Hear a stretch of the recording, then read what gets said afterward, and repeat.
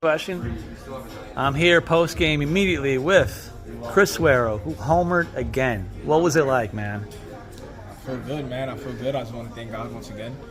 And just we're working, and stuff are coming. They're coming together. Thank God. And like you were saying, another time in the outfield. So, offensively, defensively, how are you feeling right now in spring? I feel great. I feel great. Nothing more than great. Do you have anything to do next? What's going to happen over the next few games for you? Are you going to keep trying to match it? Keep the foot on the gas. Keep being great. Thank you. What's up, everyone? I am Ernest Dove. This is the New York Mets Dove Report. I'm here for another New York Mets prospect interview.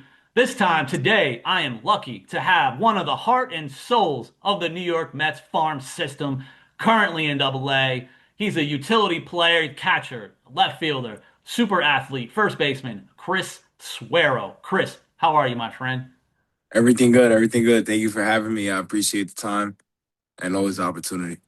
Thank you so much for coming on, man. It was a pleasure getting to meet you in person as part of the media when I was in spring training. Now here we are. The season's been going on, but before we get into some of your baseball stuff that I want to talk about, for some of the newer minor league fans out there in Mets fandom, can you kind of describe yourself and talk about your background? Because you have a unique background. You were born in New York, but then you were later signed as a teenager from the Dominican Republic as part of an IFA class back in 2022. Can you tell us about your background, your history, and your journey that took you from there to here?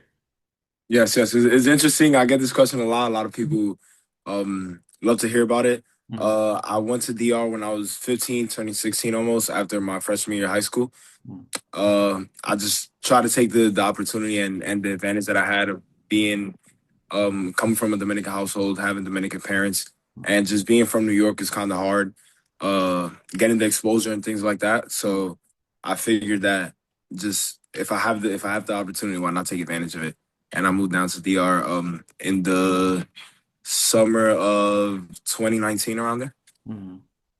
And then obviously you get signed by the Mets organization. I believe it was 2022. And Yes. something I wanted to bring up now, here we are a few years later, mostly last year. All of a sudden in 2025, it looked like your power numbers skyrocketed. So your power just absolutely jumped. I have a lot of thoughts and opinions on some of the ballparks. Definitely Florida weather, big ballparks, all of that. Brooklyn winds. But I wanted to ask you specifically, again, you've been hitting really well from day one in pro ball. I'm curious what happened even from last year, 2025. All the doubles and home run power just rocketed last year. If I give you a direct answer, I'd be lying. Um, I think I think most importantly is probably just the maturity and the ABs or the at bats that I've gotten. It was a concern after my first year down in Dominican Summer League. Mhm. Um, just kind of working on the launch angle, just being able to get the ball in the air more. So it's something that we definitely worked on. So I think it was just something God, of course. I just want to thank God without him anything.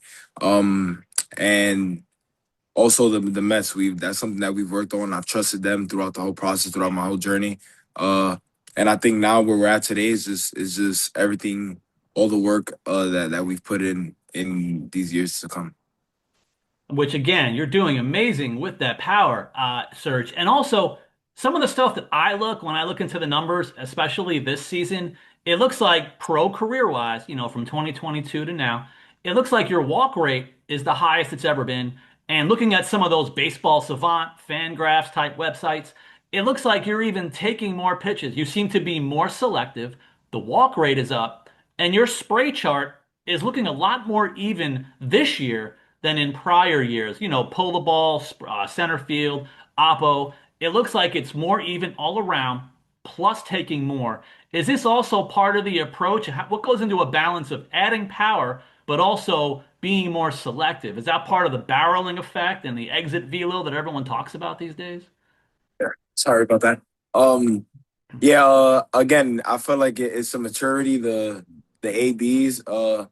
It's something like being able to add that to my game and stuff like that. Being able to spray the ball is something that I've always wanted. I've always been a pool hitter, and it was something that I was searching for a very long time, probably my whole life.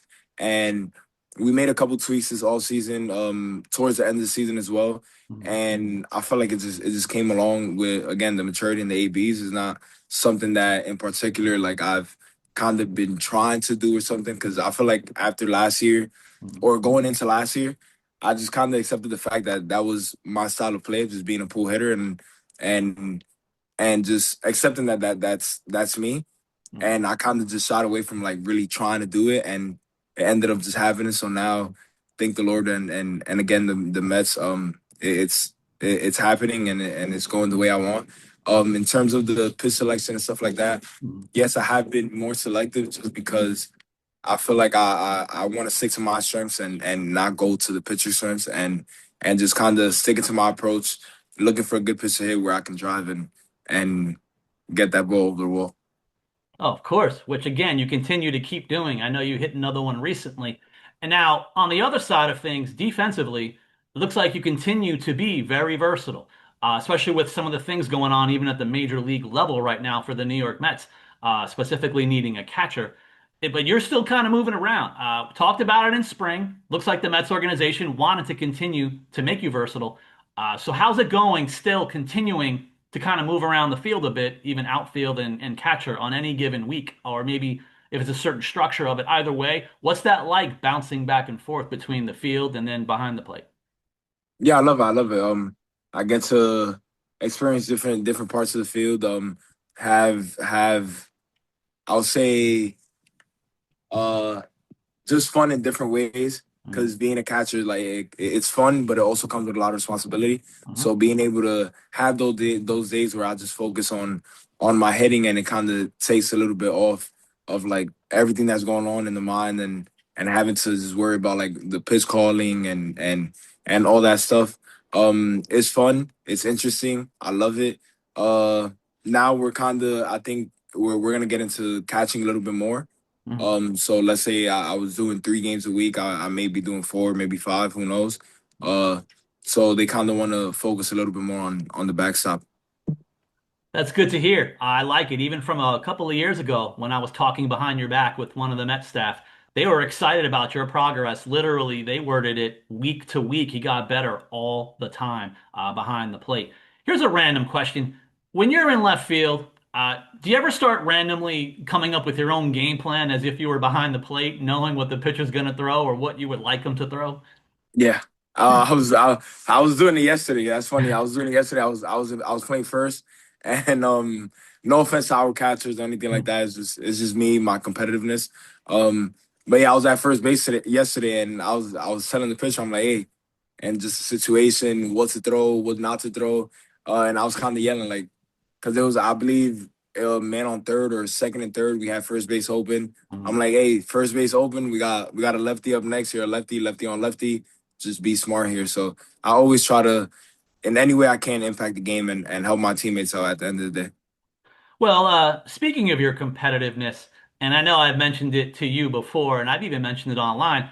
When I would talk to some people about you, including pitcher teammates, one of them said, the thing about Suero, he will live and die for us on the mound. And you seem to have a lot of energy out there. We've seen some of the games. What is it with that thing, the leadership, but the energy? And someone saying he would die for us out there. Like, what kind of competitiveness do you take every single day in between those lines on the field every night? Yeah, I feel like that's been me my whole life in anything I do, whether it's baseball, I used to play basketball, or whatever it was. I'm competitive. Whether that's going bowling with the family or just playing card games, like that's just me. I love winning. I do not like to lose. And in terms of backing up my pitchers, I do that with everybody, whether it's the pitcher, my other guys, the other teammates, whoever's in the lineup, whether you're hurt, like that's just me as a person. I always want the best for everybody, and I'm here for that. I've been where sometimes you feel lonely or you need that uplift, and you need somebody to be there and pick you up. And I take pride in that. I take pride in just being that guy that anybody could come to, being that guy that anybody could trust. And again, I've been like that my whole life, and I thank God for it. So that's been me always. That's awesome, man. So before I let you go, I want to give you kind of the last shout outs. If you want to give in this, next couple of minutes or minute, give some shout outs. It could be personal, professional, coach, teammate shout outs. This is your time to kind of like praise, even praise yourself, praise family, and also just kind of give some shout outs. If I sit here and I shout everybody out, I probably would be here for a long time. Um, but I want to shout out all my teammates, especially everybody in the Mets farm system. Everybody in the Rumble Ponies right now. We're going through a little tough stretch, but we're all in this together, and we've been picking each other up. We've been trying to uplift each other and trying to impact the game in any way we can. Um, I want to most importantly shout out God because He's opened many doors for me, all the opportunities, and throughout it all, He's giving me the strength and wisdom that I need to keep going each and every day. Um, and yeah, it's been fun. I want to also shout out all the Mets fans, all the minor league fans. I see all the support. I see all the love that we get each and every day, and also to the critiques and the people who criticize. I appreciate that as well. It keeps us going whether they believe it or not.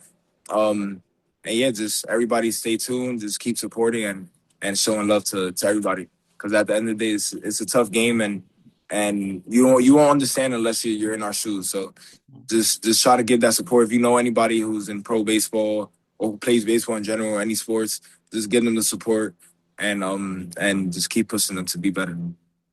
Awesome. Great words of wisdom as well from the high energy heart and soul of the Mets farm system. That was Chris Suero. I am Ernest Dove. This is the New York Mets Dove Report. Please click that subscribe button on the YouTube channel. I'll continue to put out as much information, stats, projections, predictions, and interviews, more and more to come. Thank you guys so much. Thank you, Chris, for your time. I'll see you everybody next time. All right, thank you.